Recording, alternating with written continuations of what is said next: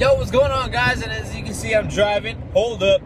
If you guys seen my video, my gig log from Saturday, where I was covering a buddy of mine at a local bar here in town, you see me mixing and you seen that it wasn't, a jam-packed dance floor. Now, this was actually in the B-roll of that video. That video ended up, when I was editing it, I had about 40 minutes of actual footage. And a good amount of it was me talking, and I really wanted to put this certain part in the video, but if I would have left that in the video, literally the video would have been another 20 minutes long. And the subject that I was talking about was rotating the bar. I expressed that I could have did a little bit better job of rotating the bar. And for those of you who don't know that terminology and what that means, rotating the bar is when you're spinning at, a 21 over club. And, for those of you who are barely about to start spinning at, bars or clubs and stuff like that, pay attention. This is a very good way to keep your owner happy. Now, any club that has a bar, well, that's 99% of clubs, unless it's an all ages club, then they don't have a bar. But any venue that has a bar makes all their money, most of their money, off the bar. Now you might think, oh, but they're charging $30 to get in, so they must make a shitload at the door. That's nothing compared to what they make at the bar. Now, if you watch shows like Bar Rescue, it really puts into your mind how much they could possibly make it, a night. But at the end of the day, the owner's not gonna give a fuck if the dance floor is packed all night, because that being said, that means nobody's at the bar buying drinks. Now, rotating the bar is when you're mixing, you have everybody going, and you drop a filler, or you drop a song that you know for a fact is going to take away half of your dance floor, or a little bit less, or a little bit more. Not completely kill the vibe. I'm saying, you don't want to completely drop like some random ass drum and bass at a hip hop club, and everybody's like, what the fuck? But think about it. You're dancing. You got to put yourself on the mindset. You got to think of a club goer. You got to think like a club goer. I mean, you're dancing, you're having a good time. You're dancing with a lady, right? A song comes on that's not her most favorite one, and she's like, oh, I don't want to dance to this song. What's the first thing you're going to do after you just dance 4 to 5 songs?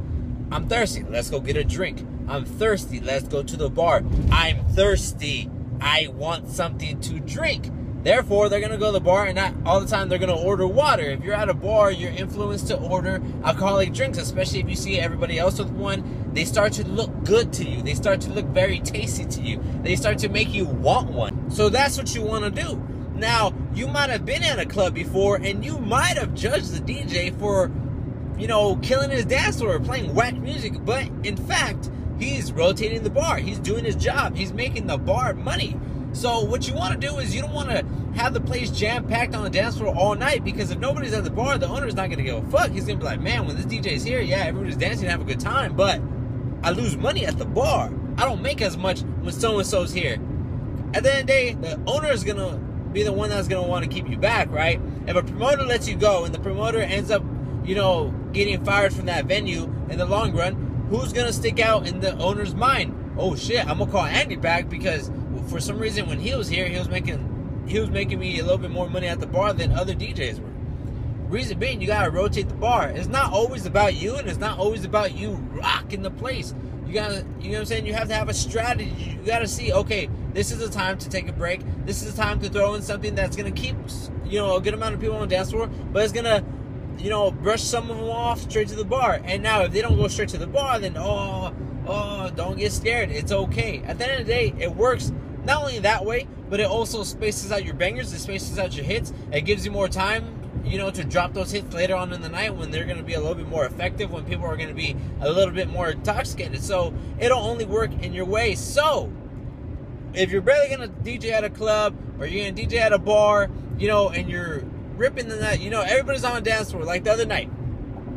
I could have did a better job of rotating the bar, even though I made the bar a good amount of money. I could have done a little bit better, because there was a couple times when I looked at the dance floor and it was jam-packed, and I would look over straight to the bar and literally nobody was there, and the bartenders are just standing there, right? And not only that, by rotating the bar and, getting the bar busy, you're making the bartenders money, so therefore they like you more. And you never know. One bartender might leave one spot and become a head bartender somewhere else. That owner somewhere else might just say, hey, do you know any DJs? I want to bring one in. He's going to be like, oh, bring in Andy. That dude's cool. You know, at the end of the day, you got to treat bartenders like your coworkers. So you got to look out for them because they'll look out for you. So yeah, like on Saturday, I could have did a little bit better of rotating the bar. But that's just me being way too tough on myself. And that's just how I am, you know. Nobody's perfect. I'm not saying I'm ever gonna be perfect, but I always want to strive to be better, and I always want to see anything that, you know, I can improve on. So, rotating the bar. If you didn't understand what I said, because I did speak a little fast, I apologize. Yeah, I hope you guys understand that, you know, idea, and use it in your strategy next time you spin at a club, or if you're gonna spin at a club where there's a 21 and over event. Andy Mac, motherfucker.